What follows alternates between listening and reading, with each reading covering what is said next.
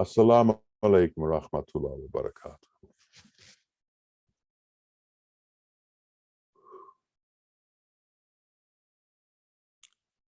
We are all on a journey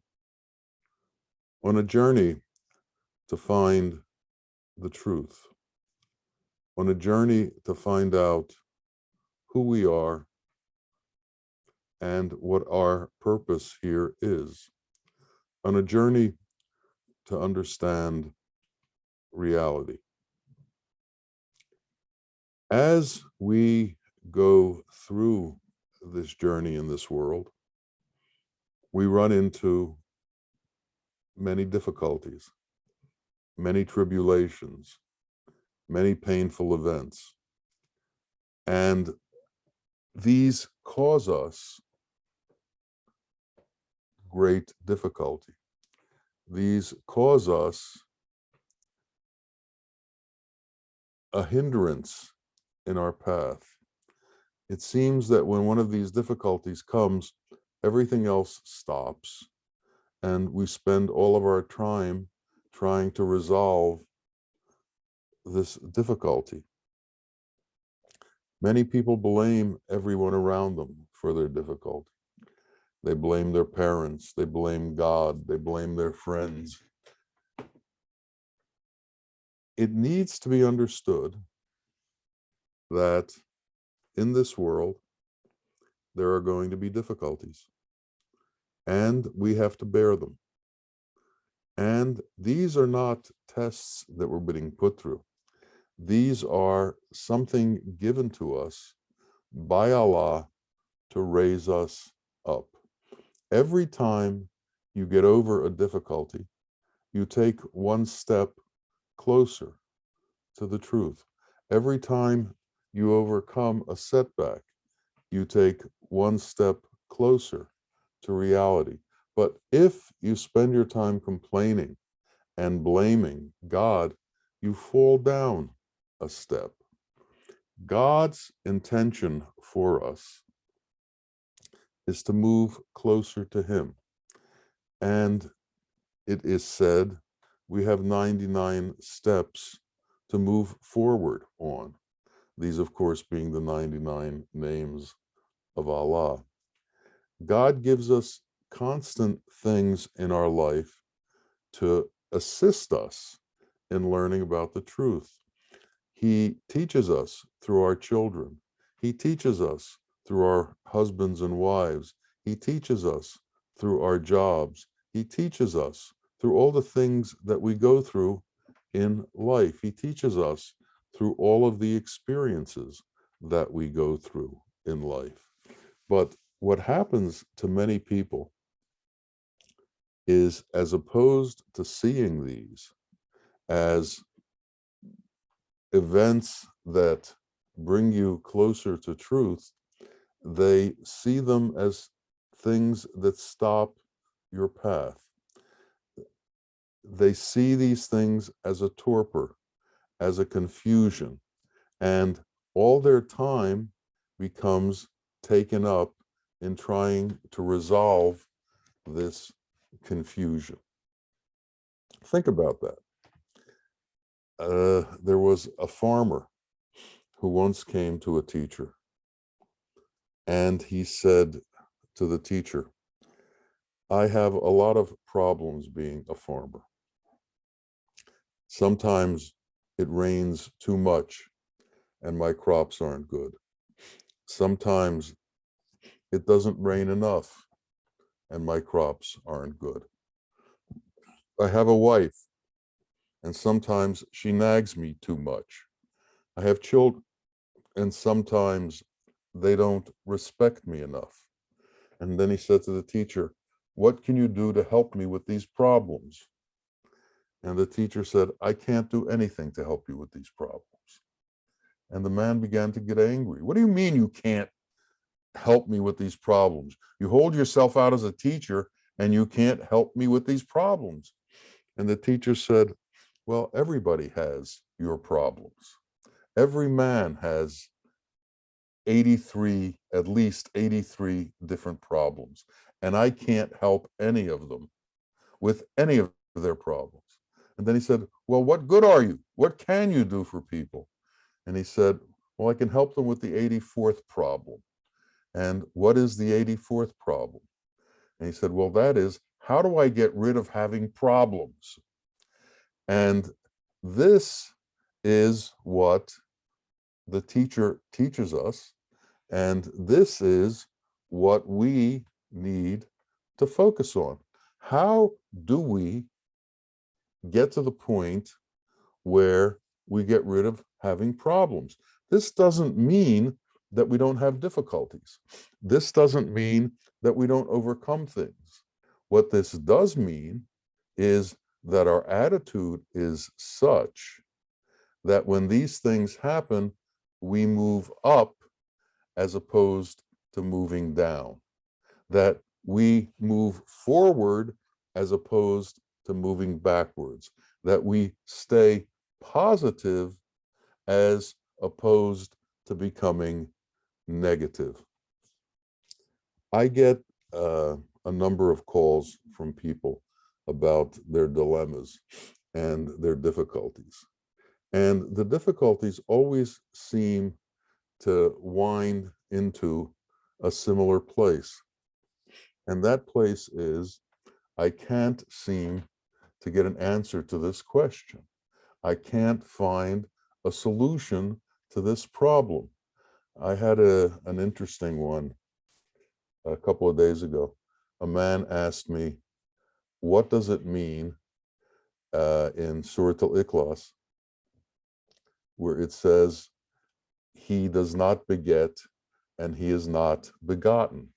This is talking about the nature of Allah. And he wants an answer to that question. He wants an answer to the question of God does not beget and God is not begotten. How is it that God doesn't have a mother and father? How is it that God wasn't born to someone? How is it, etc., etc., etc.? We have to understand that there are mysteries out there that we cannot necessarily get answers to. These mysteries as to the profound nature of our Lord are not answerable by us. They are only answerable by him.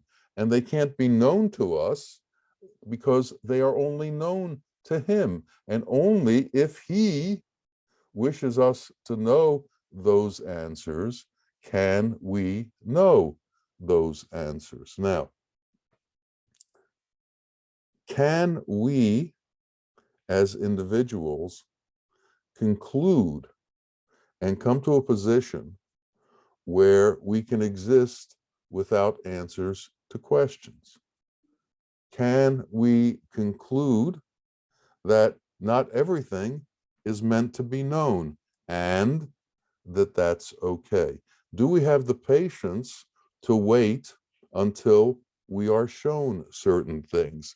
Do we understand that at certain stages of our existence, we limit ourselves from certain knowledge? Knowledge, wisdom, comes with purity. Wisdom comes with pure intention. If we have not purified ourselves, if we have not brought ourselves where we are without anger, without enmity, without hatred, without separations, we can't understand the joy of truth.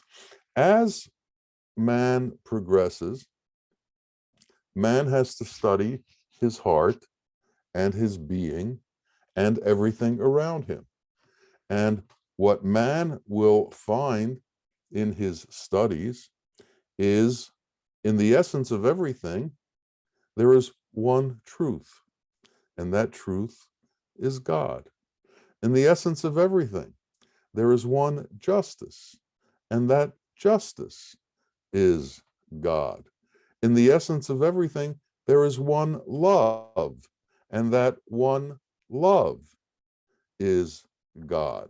And we need to be able to concentrate on that. There is a little bird called a hummingbird. And a hummingbird will fly to a honeysuckle plant or some kind of plant that has nectar inside of it, flap its wings, hold itself above the plant, stick its beak into the plant, get what it needs, and move on. It doesn't sit on the flower.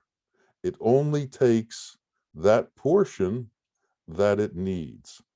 Likewise, we have to deal with the world in that way.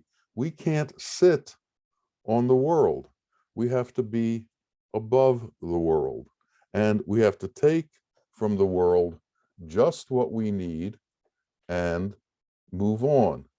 This is not easy to do.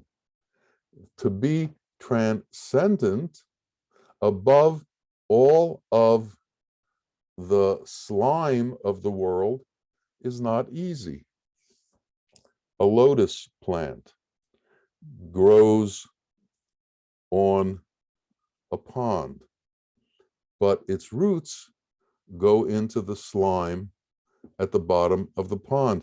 Yet on top of the lotus plant, it's absolutely clean and it's beautiful. And if you've ever seen them, they're incredibly serene. We, each of us, we were made out of the earth. We were made out of slime. Now, do we keep that within us, or do we get that out of us?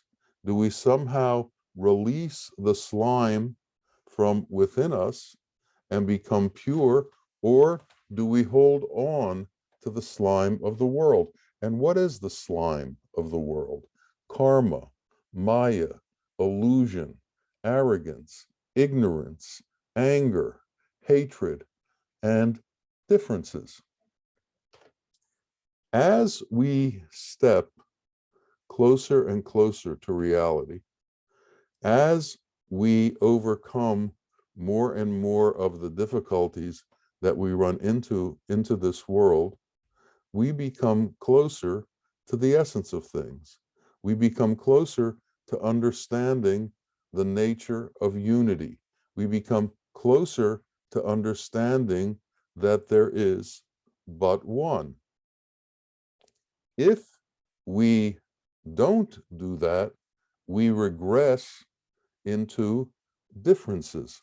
And it is this regression into differences and this belief system in differences that causes all of the problems in the world.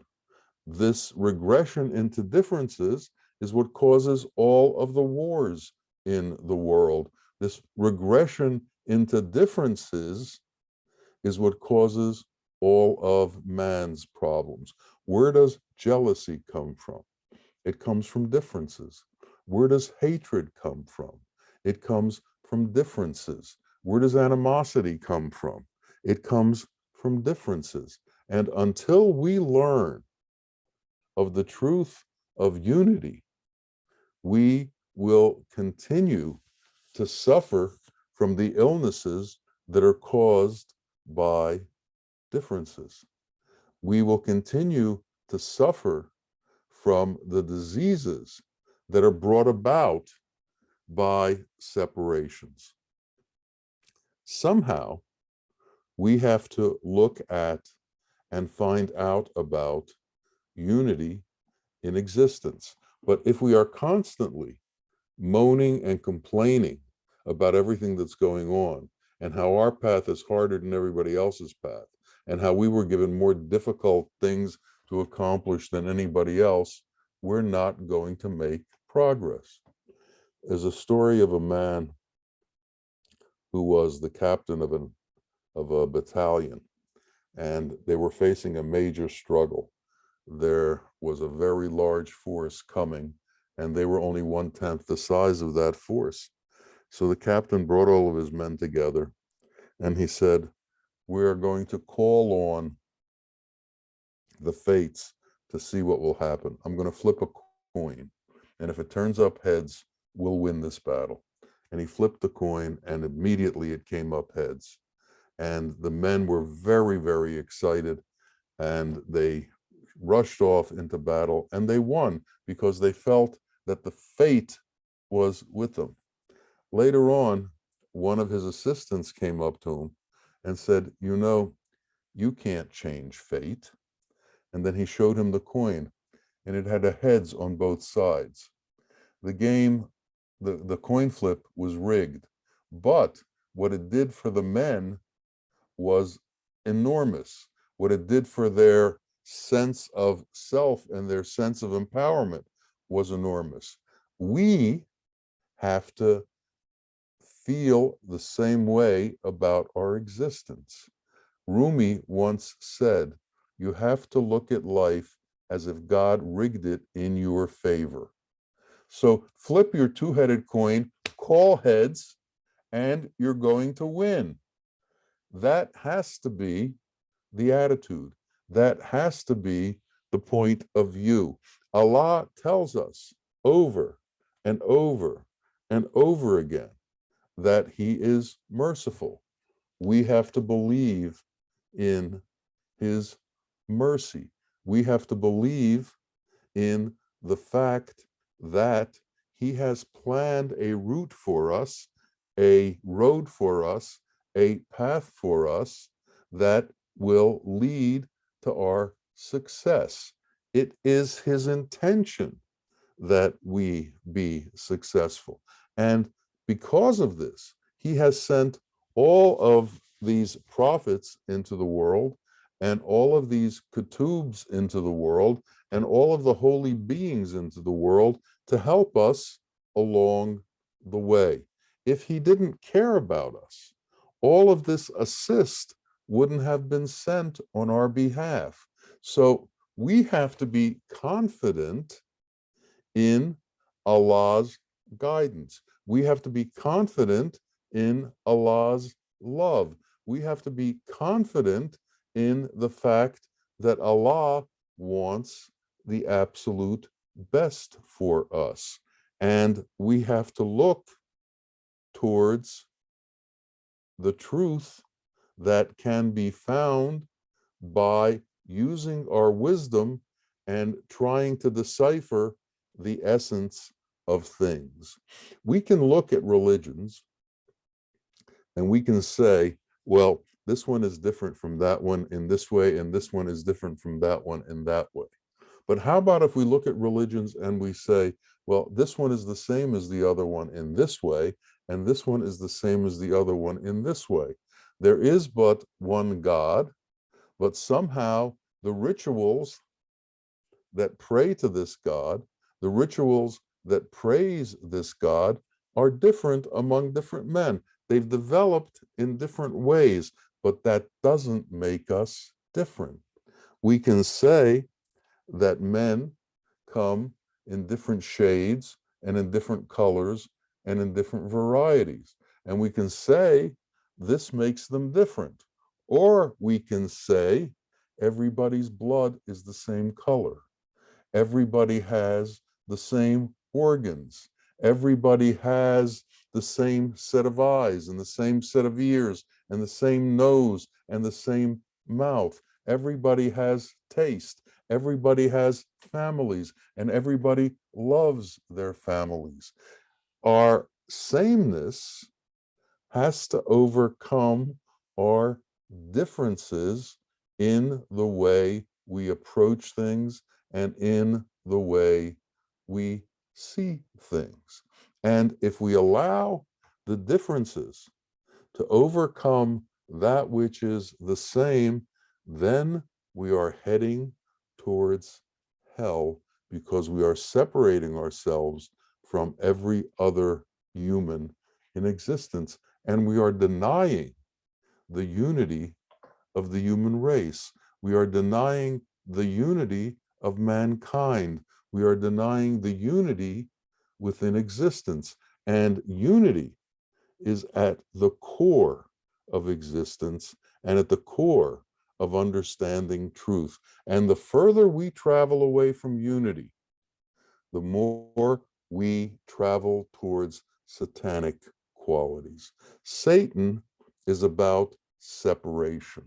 Satan is about differences. Satan is about hatred. Satan is about war and setting up animosities between people. Satan is about religious strife. Satan is about all of the things that are opposite to unity.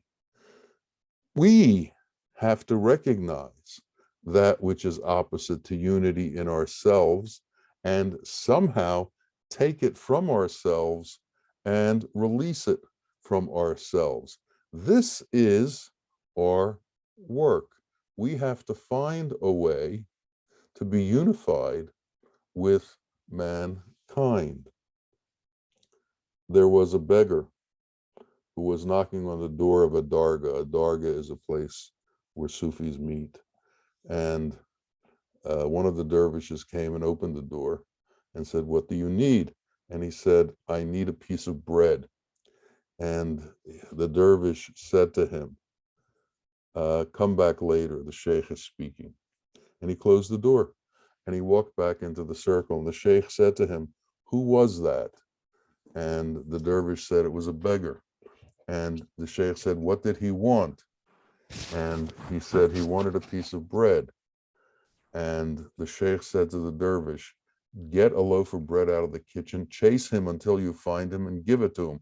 Who am I to deny him a loaf of bread when God saw fit to give him a soul?" This is at the core of all of our understandings, or what all of our understandings should be. Every man has a soul. Every man has been given this piece of God that is within them. Now, what religions will tell you is that they hold the truth, and they hold the truth to the exclusion of everybody else. And therefore, you must join their group. Religions begin to act like institutions. Institutions essentially are about maintaining themselves. The true teachers, when they came, weren't teaching about institutions. They were teaching about man's relationship to God and what that relationship is about and how that relationship can and should be formed. Look at the difference between organized religion and the relationship between a student and a teacher, a student and a sheikh. The penultimate exercise in that relationship is the love that's transferred between the student and the teacher. That love surpasses everything else. And if we can understand that love, then we can truly begin to understand the essence of wisdom that leads us towards an understanding of our Creator. You can't understand your Creator because of the way you grow your beard. You can't understand your Creator because of the way you grow your hair. You can't understand your Creator because of the costume that you wear. These things aren't going to change your heart. They aren't going to change the nature of your being. But what is going to change it is love. What is going to change it is the feeling that overcomes you of mercy and compassion. What is going to change it is that feeling of unity that occurs between you and the teacher and then spreads to include everyone in the circle and soon everyone in the earth. That's what's going to change you. That's what's going to bring you to a resonance that vibrates in the same resonance that the Creator vibrates. That's going to bring you to a resonance that leads you to truth, that leads you to justice, that leads you to mercy and compassion, that leads you to an understanding of your soul and uncovers your soul so that you can come in touch with your soul. And it gives you the strength to not be dissuaded from that path by things that come across your way. There was a dervish who saw a snake in the midst of a small brush fire. And he knew snakes and he knew this wasn't a poisonous snake. So he went in to pull the snake out of the fire. And the snake kept biting him. But he kept pulling and pulling and pulling and finally got the snake out of the fire. And somebody standing next to him said, "That snake kept biting you. Why did you pull it out of the fire?" He said, "Well, it is the snake's inclination and nature to bite, but that shouldn't change my inclination to do good." And we need to understand that point. On this path, we are going to have many things come in our way that are going to try to dissuade us from doing what's right, that are going to try to anger us, that are going to try to turn us in another direction, that are going to try to bring us into the torpor of hatred and into the torpor of differences. We have to develop the strength that we can't be turned.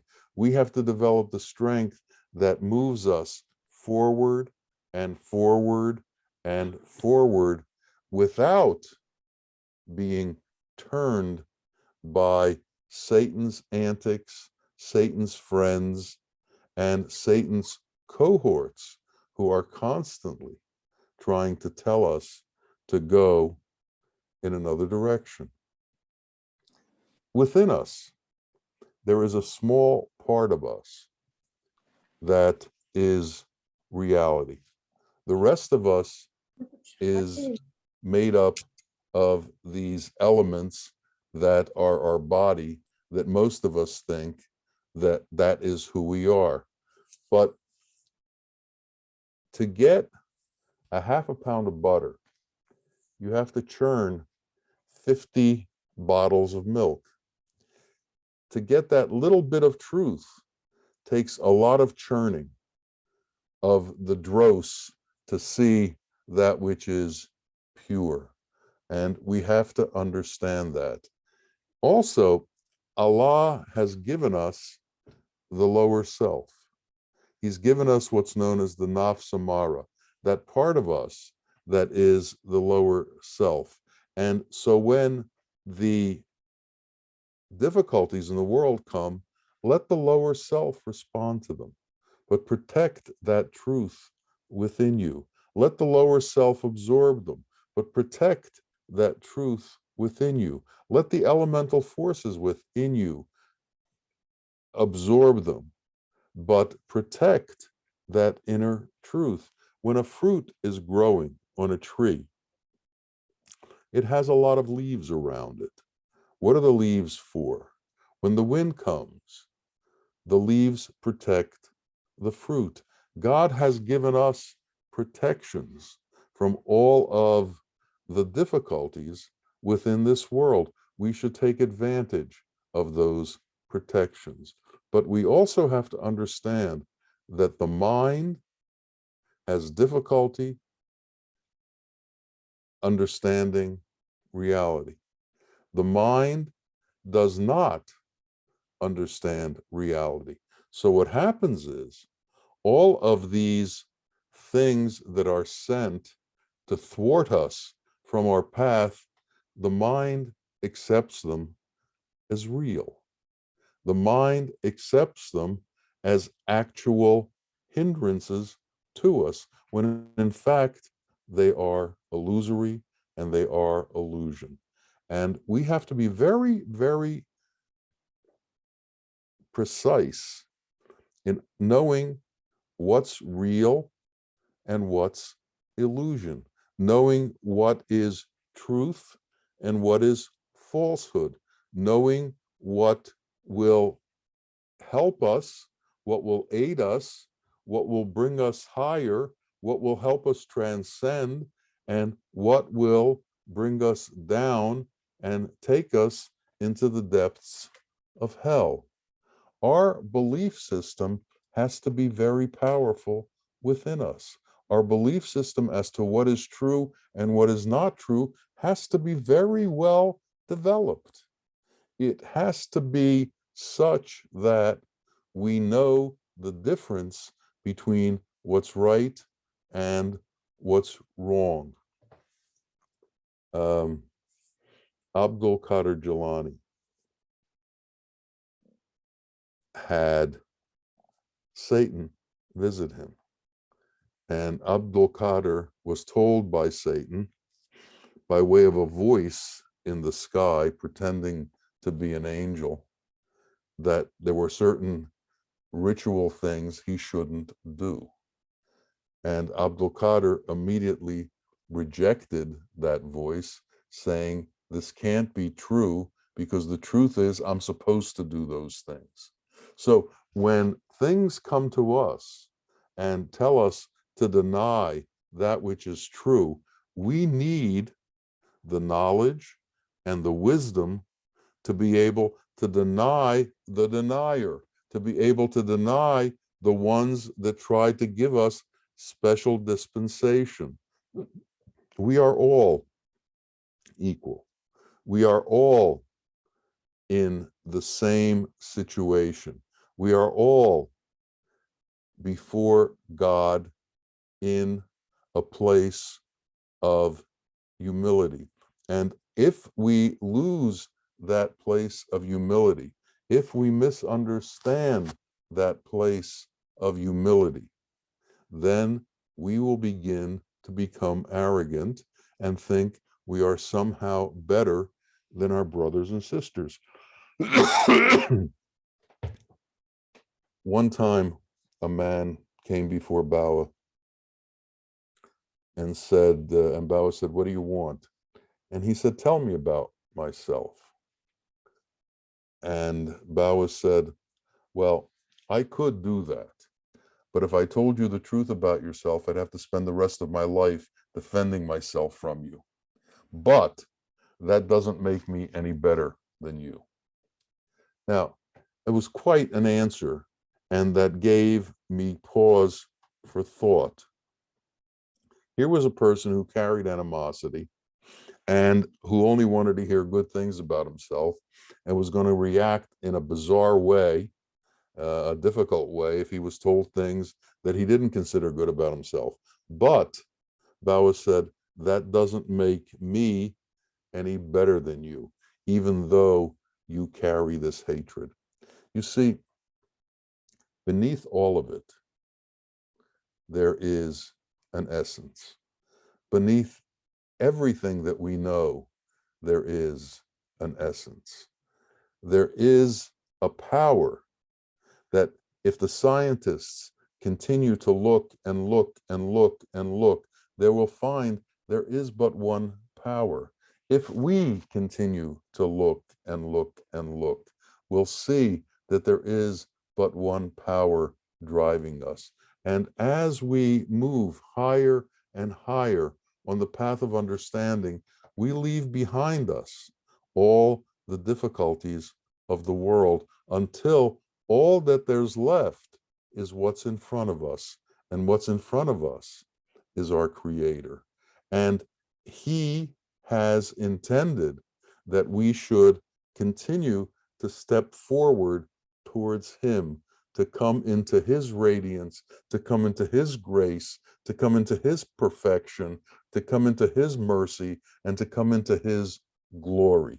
And we have to believe that we can do what has been intended for us. We can't say we are too weak, we are not wise enough. We need to say, if I put forth the appropriate effort, if I put forth the appropriate intention, if I put forth the appropriate actions in my being, that which I am supposed to accomplish, which is to meet my Lord, will in fact occur. So we can't become doubtful. We can't become in a state where we don't believe the truth of these things. Our certitude, our faith, our determination has to be strong and consistent that glory is our way and that the effulgence is where we are heading to. Light has been promised to us, and light will be given to us. We need to intend, believe, and do what's right. As long as we intend, believe, and do what's right, the results will come about. Patience is the umbrella of God's throne, and patience is the protection for us while we are on this path. So let's not backstep. Let's step forward. Let's believe strongly what Allah has intended for us will come true, and that we will truly be rewarded by being with him in truth, in the light. We ask him that this happen for each and every one of us, that we all be taken to the truth, that we all enter reality, that we all come to know him, that we all get to know and understand mercy and compassion as the driving force in all of creation, that we were created out of love and we are to return to love. And as love enters us, we become real. Anything else is an illusion. Love is the reality that will bring us towards truth. So may that path be open for each of us, and may love truly be our way. Ameen. Ameen. Ya Rabbil Alameen. Assalamu alaikum wa rahmatullah wa barakatuh.